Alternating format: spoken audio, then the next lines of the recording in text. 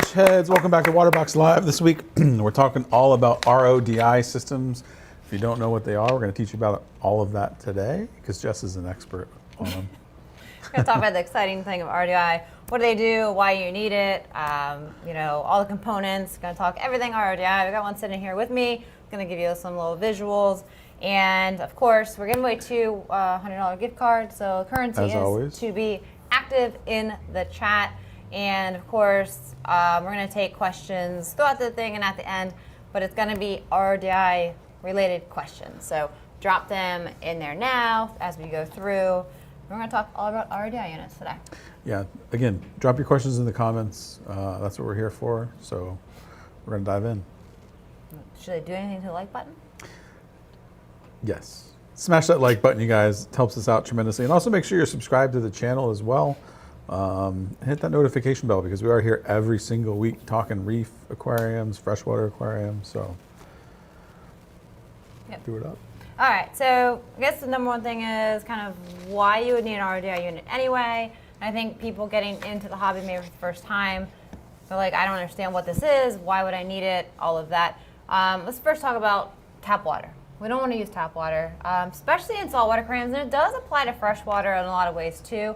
We're going to kind of focus more on the saltwater side of things because it is so much more important on that side, especially when we talk about reef environments. Now, fish only as well, but reef environments, maybe. Tap water is full of minerals, chemicals, organics, nutrients, so much stuff. And the way we measure that in kind of the aquatic world is total dissolved solids, and you'll hear us refer to it as TDS. And the average tap water, if you take kind of the United States combined, take the average tap water has total dissolved solids of 350 parts per million. Now, that may make no sense, but it's very high, and this is all those things that you don't want in your aquarium. Mm-hmm. So for us humans, I mean, most of us don't drink tap water anyway.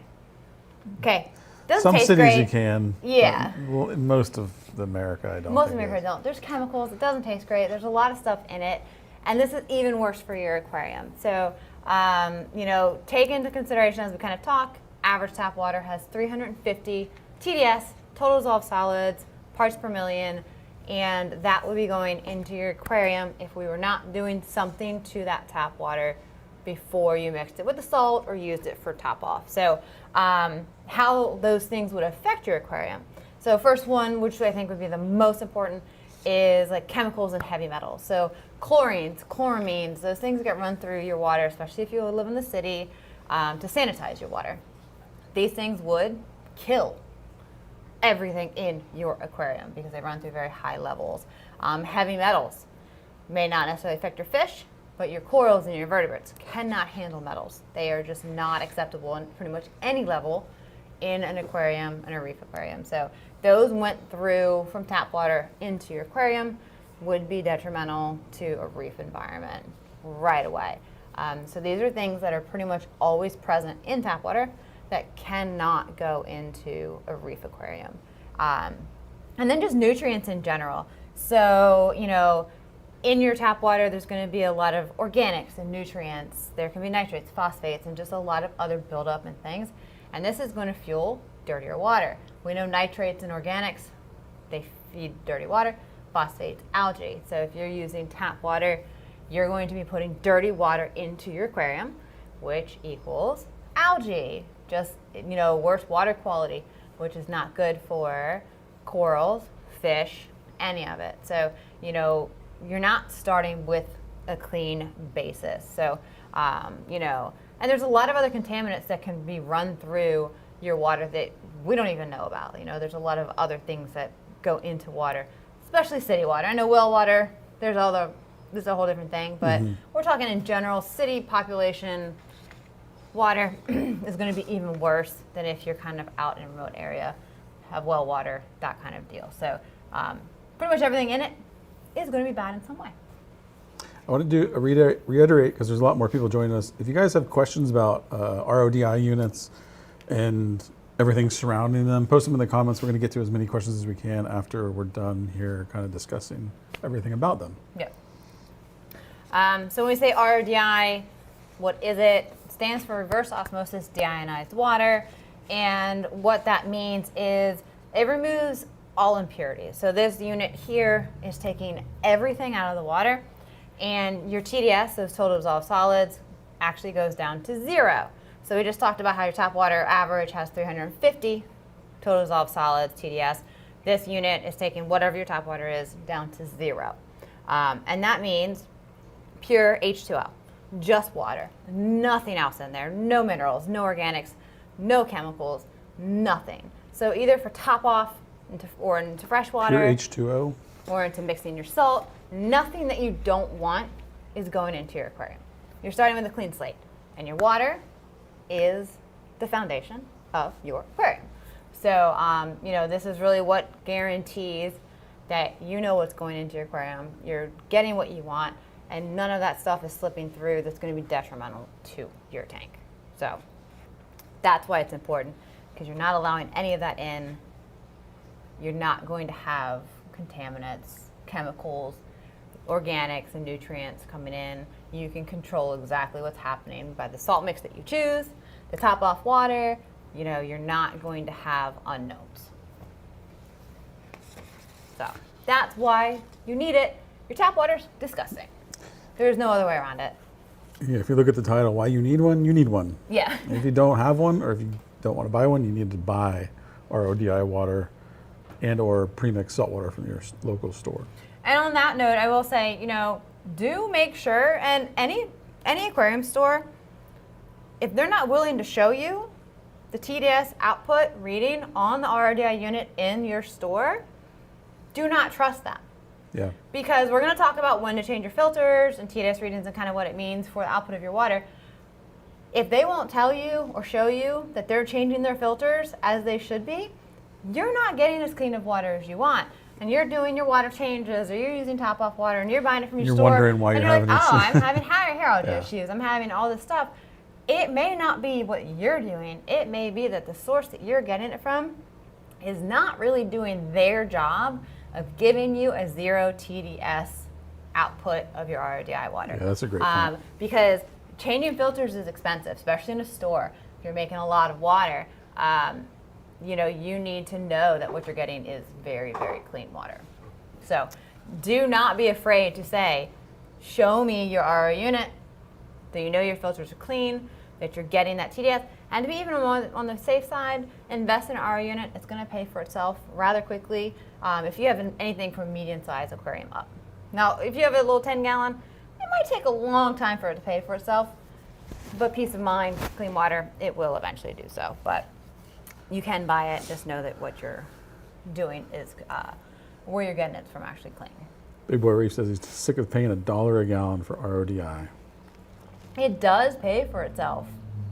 Even in small quantities, it will eventually pay for itself. Yeah, absolutely. But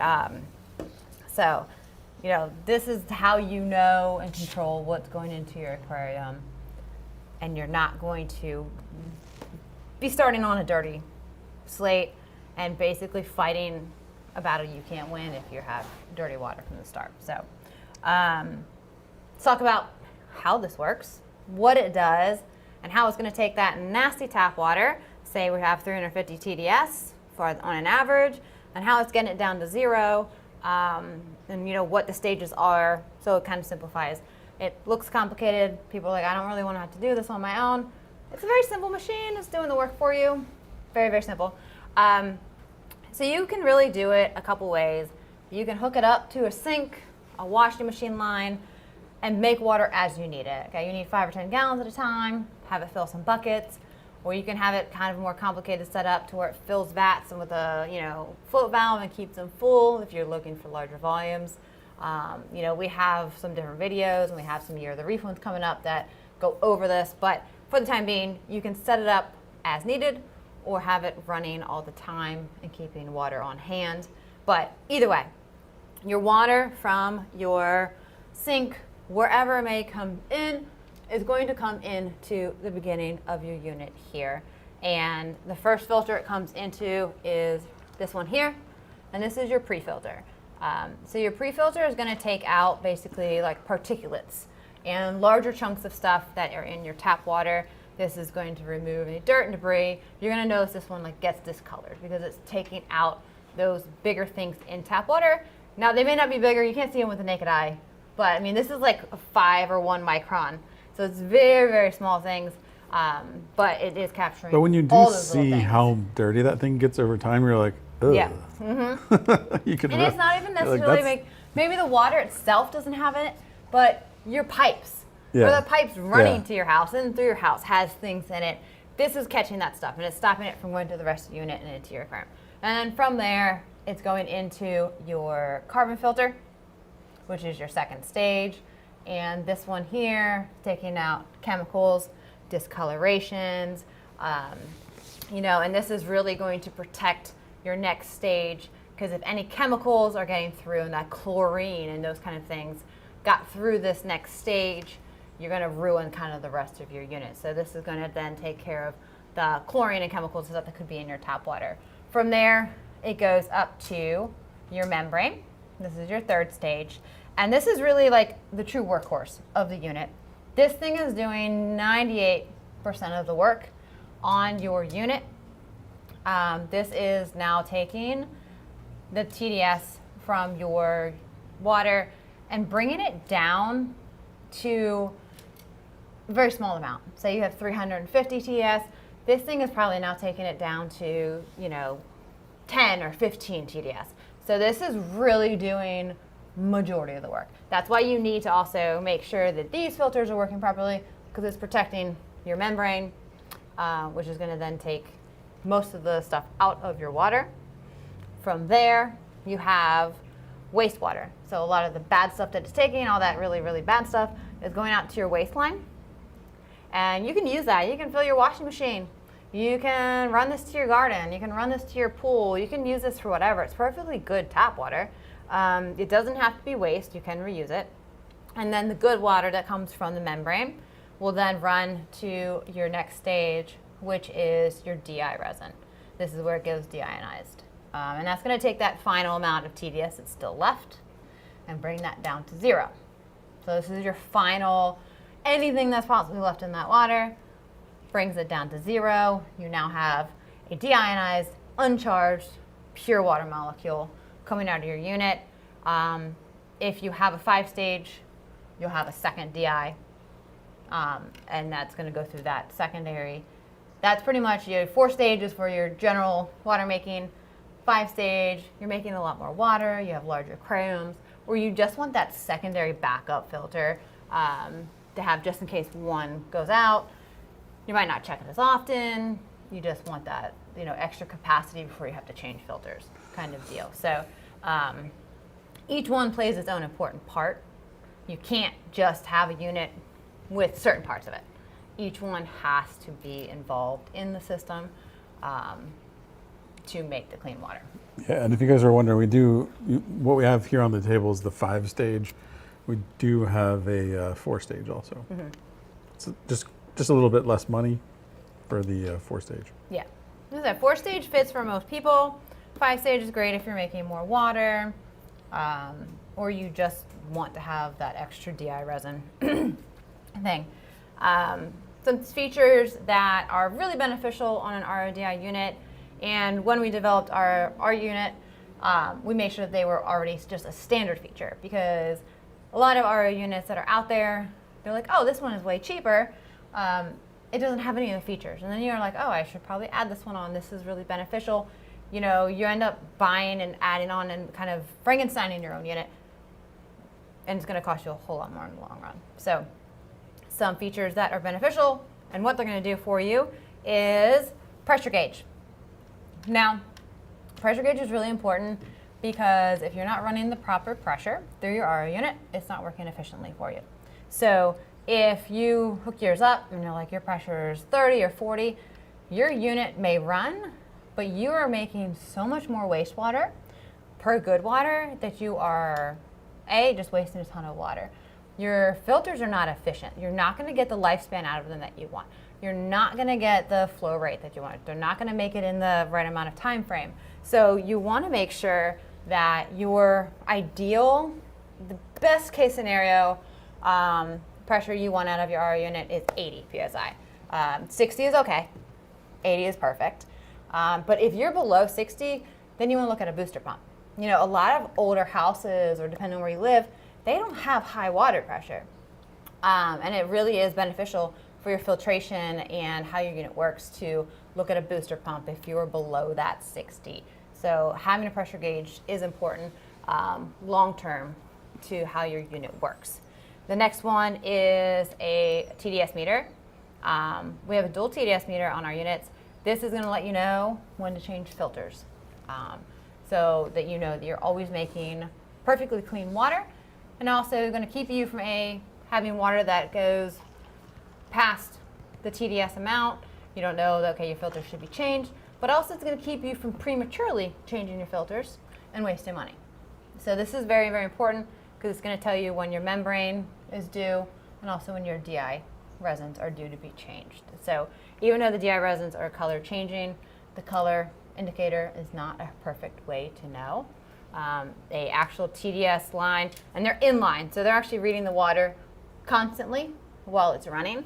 So it's giving you a perfect I don't know what the word is. You know, okay, so there's handheld TDS meters that you like dip into a cup with your water, but they're contaminated because the cup and other exterior factors can play into it. So these are uncontaminated. I guess that's a good word for it. Yeah, there's a better word for it. Uninterrupted? I don't know. Yeah, there's a better word. So inline is definitely your best bet, because it's going to give you the most accurate result for your TDS to know when to change everything. Another one is flush kit. So this one is on top of your unit. Day to day, it stays in the closed position. When you make water, it's good to turn it to the on or the open about 5 seconds before you make water and then after you're making water. And this is actually rushes water across the membrane and actually kind of cleans it off, because a lot of buildup gets on it. Remember, this thing's doing like 98% of the work of this unit. So it gets a lot of buildup. It's doing a lot of work. And actually using this flush kit is going to make your membrane work more efficiently, and it's also going to last longer. So it's one of those nice features. If you just, I need to make water today, go flip it on about 5 seconds, you close it. Okay, I'm about done making water, you flip it on, you close it. It's going to take your lifespan of your membrane and prolong it. So just the kind of one of those features, a lot of things people don't think about, but it is going to help with the efficiency and longevity of the membrane. So if you have one of these and you're not using it regularly, start using it. It's good for you. Yeah, it comes standard on all of our units, right? Yeah, and it's super easy to use. So, and then last one is, and you can't see it on here, there's a little box, and it's called an auto shutoff. And this communicates if you have a float valve that, say, goes into a container that you want to keep filled. Bucket, brew trash can, whatever it may be, the float valve is connected to that. When the float valve goes up, because the container's full, that back pressure is sensed by the auto shutoff, and it shuts the unit down. So that basically, oh, I took a couple gallons out, the float valve drops, unit turns back on, fills. So it constantly keeps that container full.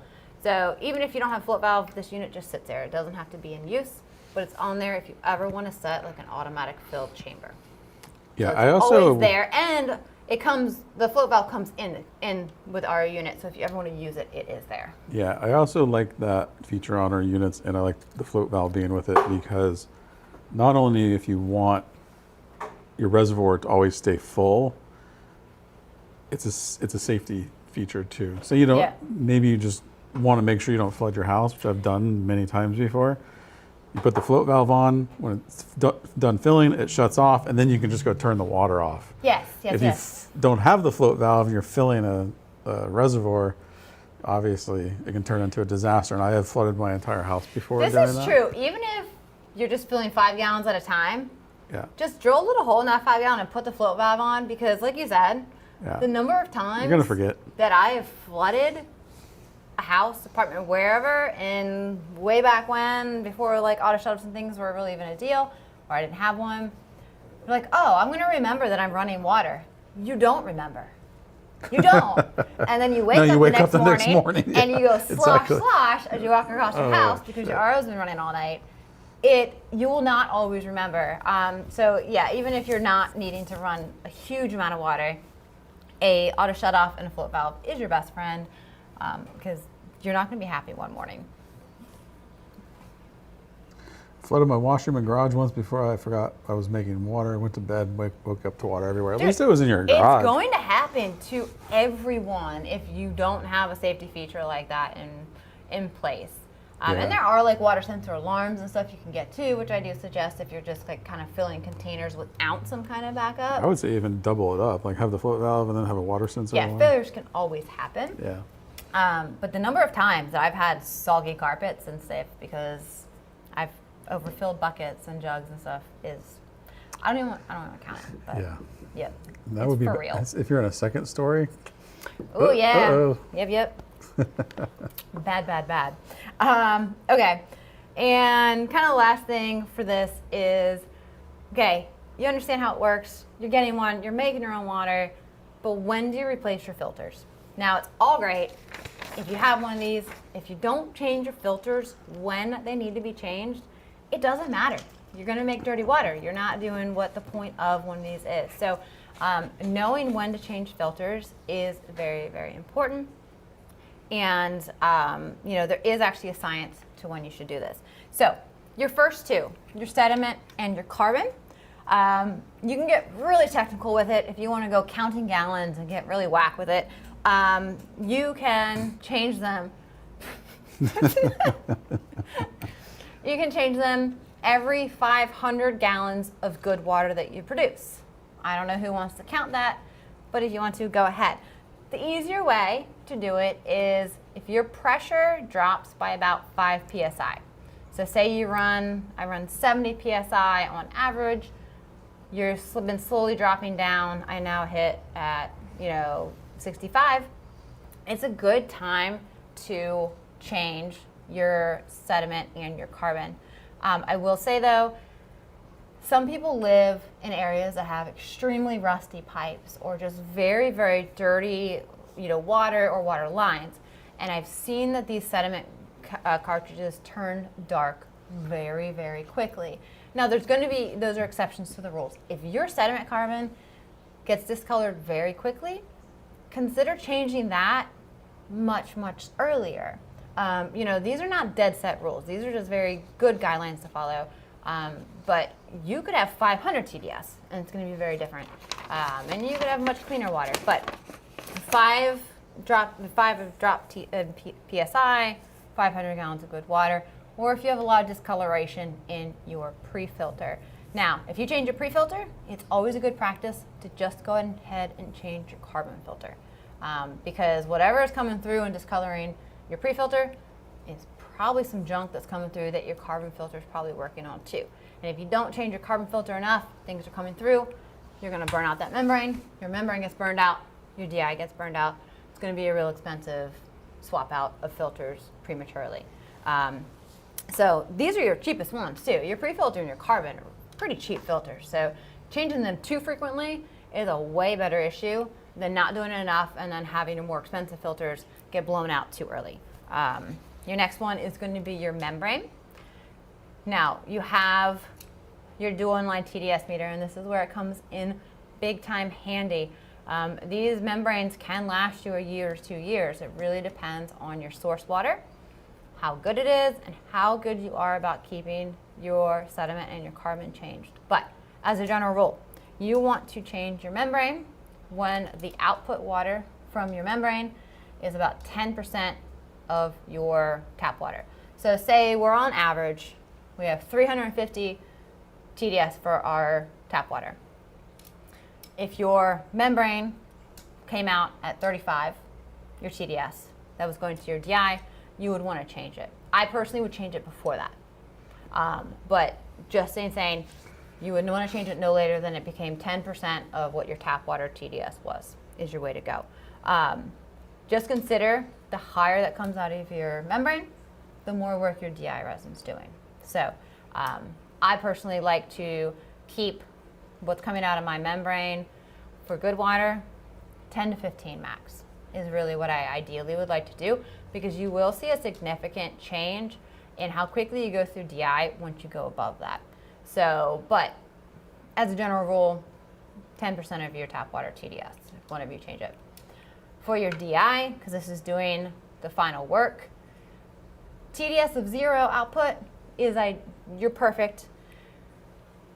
If you hit 1, technically that's when you should change it. If you hit 2 to 3 TDS or your final byproduct water, absolutely change your DIs. The higher you go above that 0 to 1, it's just the more little bits of things that are coming into your aquarium. So, 1 is when I say ideal. Don't ever go above 2 to 3. You're going to start seeing maybe more diatoms or little things kind of creeping in. So that is kind of your best guideline to do it. You can always do it more frequent, but that's your good general set of when to change your filters. Perfect. Really good information, and I hear the same from the viewers. If you guys haven't already, make sure you smash that like button, subscribe to the channel. We got some questions?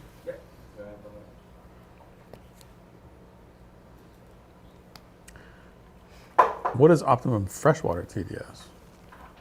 I guess it kind of depends on what you're doing, because you don't want water as pure for freshwater.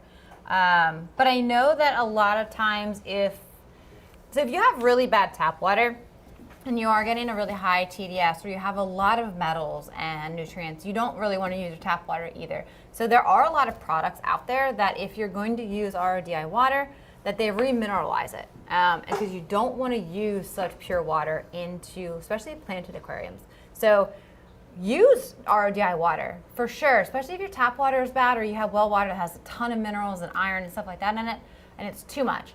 But use a product that's meant to remineralize the RODI and make it for freshwater planted aquariums, because it's going to put everything back that you do want, but you've now taken out all the stuff you don't want. So I don't know if there's necessarily a desired TDS, because it's really, you want only certain things in it, not just a total dissolved solid number. I'm currently at 48 PSI pressure to my RODI. Is that okay? Should I get a booster pump? Get a booster pump. If 48's doable, but it's really not ideal, and you're gonna get much better performance out of all of your filters. We don't sell those, but you can find them all over the place. Would time itself cause a membrane to go bad or TDS to go up if not used often, or does it take an actual amount of water to actually go bad? A membrane could dry out. So if a unit was just left unused for a long period of time, a membrane 100% can dry out. So, or say you got a membrane and the package was opened and it's just been dried out over time, it got old, it can make it go bad, and or the unit itself dried out. Can you set up a saltwater aquarium to be low, no maintenance besides water top-offs like you can with freshwater or in freshwater? Some people will say yes. So there's people that do it.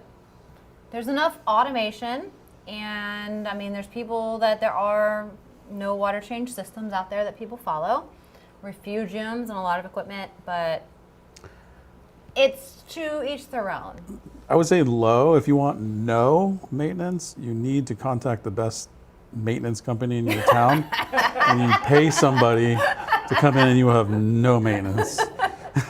That's true. That's true. Is it best to buy resin already in a canister or the kit where you can just replace the resin itself?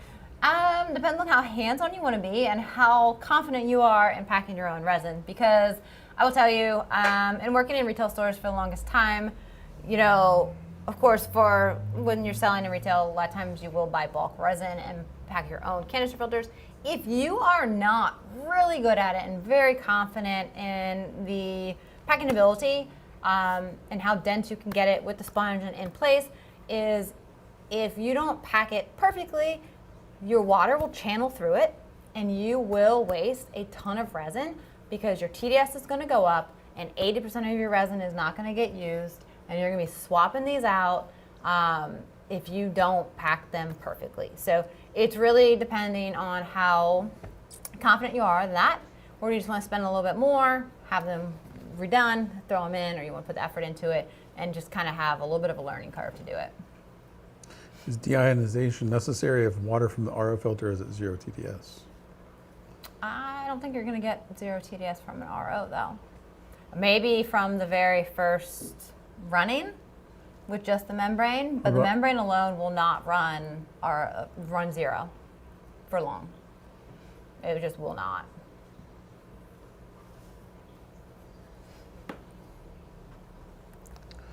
Should you use straight RO water or also mix it with treated tap water for the minerals? I guess is this a follow-up? I'm sorry. I'm guessing if they're talking about for the mineral. Okay, so we'll do it as a quick. If this is referring to fresh water, don't mix it with tap water because tap water is unpredictable. If you really want to control your water, and let's say we're talking about fresh water, use RO or RODI, and use a remineralizing product intended for fresh water. If we're talking about salt water, never you mix it with tap water. Your saltwater mix, if you're using a good quality one like ours, you're going to get all the minerals and trace elements and stuff that you need from your salt mix.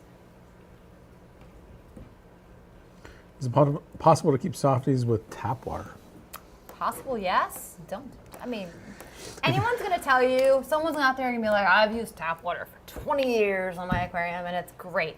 And everyone's idea of great might be very different, and everyone's success level may be different, because you might be on a well and have actually pretty safe tap water, or you might be somewhere that runs chlorine and has tons of, chemicals and stuff in your water. Just don't do it. Honestly, just don't do it. Yeah, you'll just have a more successful aquarium if you use RODI. Yeah. Is there any downfalls to RO system? So just reverse osmosis. I guess I would say just versus buying it pre-made is that it will take a little bit more effort on your side. But as far as using it versus tap water, no. Can you make holy water from it since RODI systems remove all impurities? I guess maybe. You can try bathing it and see if it takes care of your impurities. I don't know. We don't know how to help you on that one. Have you all yes. Have you all considered making a paludarium style tank model? Yes, Isaac, we did exactly in 2018. Didn't last very long. While I think they're very cool, I think it was called the Terra. It was. We had We it. found pictures. There are some still out in the wild. On occasion, we see a post about it. It is. Yeah, It's there you the go. Terra. So you guys were wondering, yes, we did have a paludarium. They're very, very small market for these, which we realized very quickly also. Yep. So we didn't keep them around. They're Look really at that, cool though, but though. like, That was a quick find. Nice job, Ken. yeah. Very cool, but a very small market, especially for also one that's open. Most paludariums now are closed, Yeah. because people want to keep some kind of livestock in the upper part of it, and they have the paludarium lower, and the market is very small, but Yeah. super cool. You good? You ready for some winners? All right, you guys, we're giving it, well, actually, I'm sorry, one more thing. We got a couple things going on at Waterbox. Number one, if you guys haven't been following around Year of the Reef, we're doing a whole series, 12 months of keeping a reef tank, specifically the 230.6. And you can follow along with that by going to waterboxaquariums.com/YOTR. We are giving away a $2,000 gift card at the end of March, so you can sign up for that as well. And like we said last week, the Marine EX is now available for order. We launched it on Blue Friday. So if you guys are in the market for a Marine X, check out the EX. Shipping and available. Yes, they are in stock, ready to roll. So if you want that external overflow and that acrylic sump, check it out. So Very first ever yes, from Waterbox, Yeah. the external overflow. So very excited to start seeing these. We haven't mentioned it in a while, on Facebook, our Waterbox user group, our official Waterbox user group. I have to imagine some of these EXs are going to start showing up in there pretty soon. But if you're not part of it, do join it. A wonderful group. Share your Waterboxes in there if you're not part of it. But join, definitely a really, really helpful group. All right, let's give away some money. Yep. All right, we got some winners.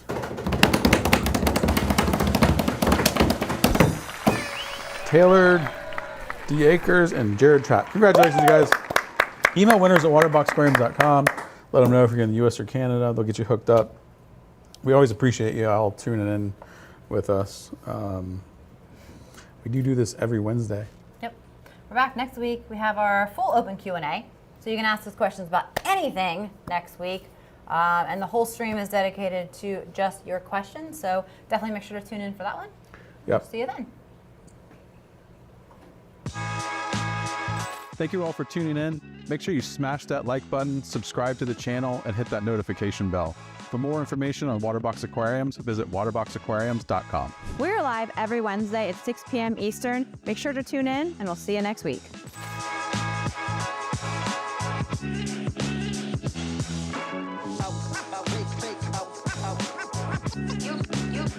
You